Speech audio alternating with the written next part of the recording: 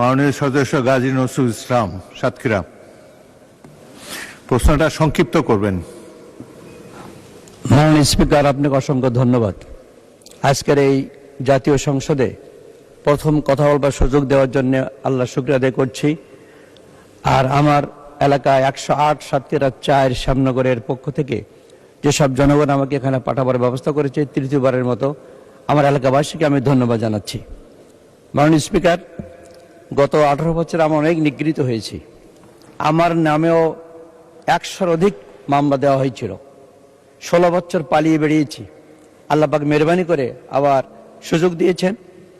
জুলাই যোদ্ধাদের অকৃত্রিম ত্যাগ এবং তিতিক্ষার ফলে আজকে যে সংসদ অধিষ্ঠিত হয়েছে, তাদেরকে আমি শ্রদ্ধা জানাচ্ছি এবং তাদের যে সংস্কার কার্যক্রম, যাতে আমরা সংসদে এটাকে আমরা পুনরায় সংগঠিত করতে পারি, এ আহ্বান আমি আপনার মাধ্যমে জানাচ্ছি।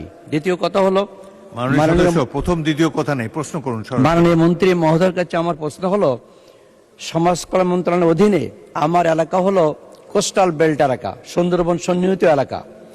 জঙ্গলে আমার আগে প্রায় 30 থেকে 40% লোক জঙ্গলে তার জীবিকা নির্বাহ করে। তারা যখন উপকৃত হয়, সরকারও অনেক ট্যাক্স পায়, এখান থেকে উপকৃত হয়।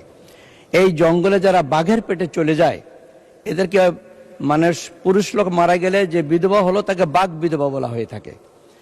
আমাদের জনাব মন্ত্রী সাবেক আলী হাসান মোহাম্মদ মুজাহিদ আমলের সময় ওই বাঘ বিধবা এবং তার পরিবারের সদস্যদের ভরণ পোষণের জন্য একটা প্রতিষ্ঠান করার পরিকল্পনা করা হয়েছিল।